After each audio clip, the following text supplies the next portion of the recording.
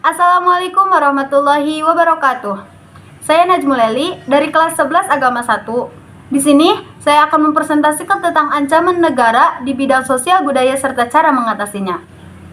Pertama-tama, mari kita ketahui tentang apa itu yang dimaksud dengan ancaman sosial budaya. Ancaman sosial budaya adalah tindakan atau konsep yang disebabkan secara sengaja ataupun tidak sengaja yang berpotensi mengancam kekayaan suku, agama, ras, atau golongan. Nah, ancaman sosial budaya ini terbagi menjadi dua, yaitu ancaman sosial budaya dari luar dan ancaman sosial budaya dari dalam. Terlebih dahulu, kita akan membahas tentang ancaman sosial budaya dari dalam. Ancaman sosial budaya dari dalam didorong oleh beberapa isu, di antaranya yaitu isu kemiskinan, kebodohan, ketidakadilan, dan kelaterbelakangan. Dari 4 isu tersebut dapat menimbulkan beberapa permasalahan, di antaranya permasalahan separatisme, permasalahan terorisme, permasalahan kekerasan, dan permasalahan bencana. Nah, dari 4 permasalahan itu tersebut juga dapat mengancam persatuan dan kesatuan bangsa, nasionalisme, dan patriotisme. Dalam presentasi ini, saya akan membahas 2 permasalahan dari ancaman sosial budaya. Yang pertama yaitu separatisme dan yang kedua terorisme. Apa itu yang dimaksud dengan separatisme? Separatisme yaitu gerakan mendapatkan kedaulatan dan memisahkan wilayah atau kelompok dari satu sama lain. Misalnya, organisasi Papua Merdeka adalah organisasi yang didirikan pada tahun 1965 untuk mengakhiri pemerintahan Provinsi Papua dan Papua Barat yang saat ini di Indonesia. Padahal dahulu Irian Jaya. Mereka mendirikan organisasi tersebut untuk memisahkan diri dari Indonesia.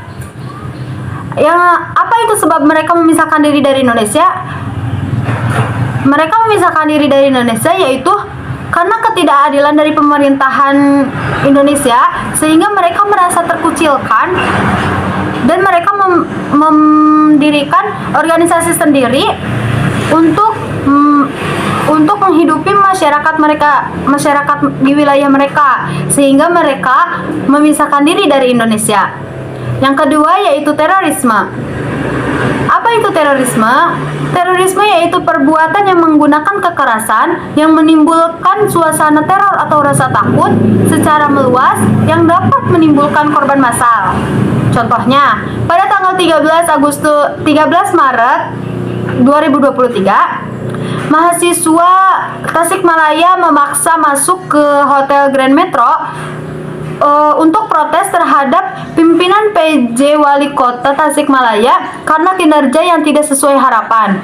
Contohnya, pemerintah mengklaim fokus menggarap masalah sampah, tetapi tidak ada hasilnya. Itu yang disebabkan itu yang dipermasalahkan oleh mahasiswa tersebut. Karena banyak juga program-program yang membangun yang menurut pendemo tidak ada hasilnya. Jadi pemerintah itu membangun program tetapi banyak yang tidak terlaksanakan. Nah, move on ke ancaman sosial budaya dari dalam, kita beralih ke dalam ancaman sosial budaya dari luar. Ancaman sosial budaya dari luar, contohnya yaitu Malaysia mengklaim kebudayaan Indonesia sebagai miliknya.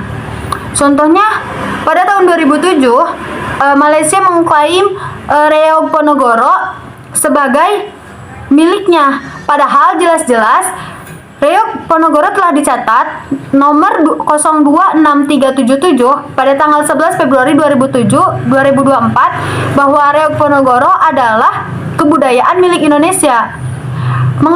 Mengapa Indonesia bisa tahu bahwa Reog Ponorogo diklaim oleh Malaysia? Karena terdapat tulisan Malaysia di kepala Reog tersebut, sehingga itu yang menyebabkan Indonesia tahu bahwa kebudayaan Indonesia telah diklaim oleh Malaysia. Nah, pada akhir November 2007, Datuk Zainal Abidin mengklarifikasi kepada Indonesia bahwa bukan ulah pemerintah yang mengklaim kebudayaan Indonesia, tetapi ulah masyarakat sendiri. Padahal jelas-jelas bahwa masyarakat adalah tanggung jawab pemerintah.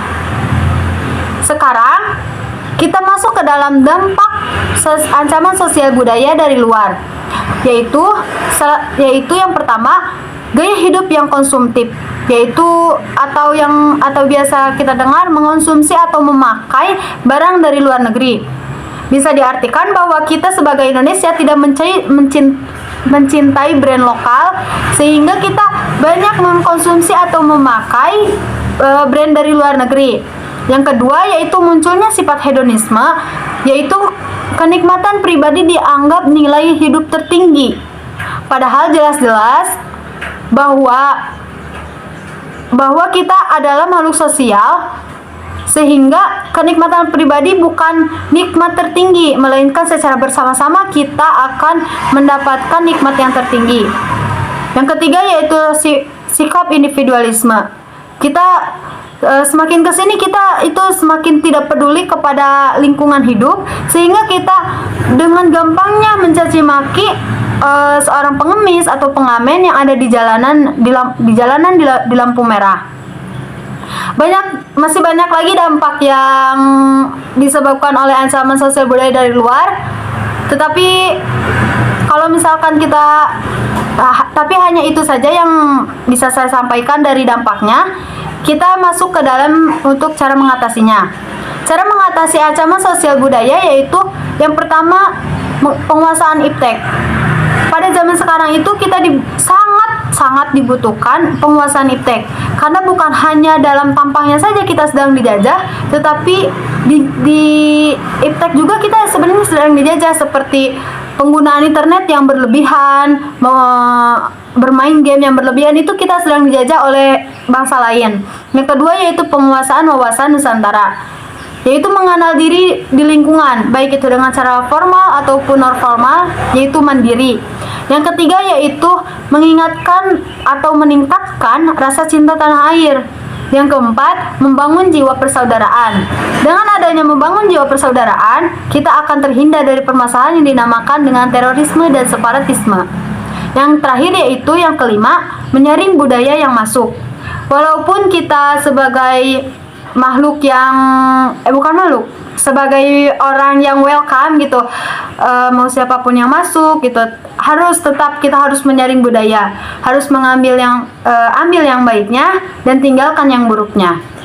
Sekian presentasi yang saya sampaikan. Mohon maaf bila ada masih banyak kekurangan, karena saya masih tahap pembelajaran. Wassalamualaikum warahmatullahi wabarakatuh.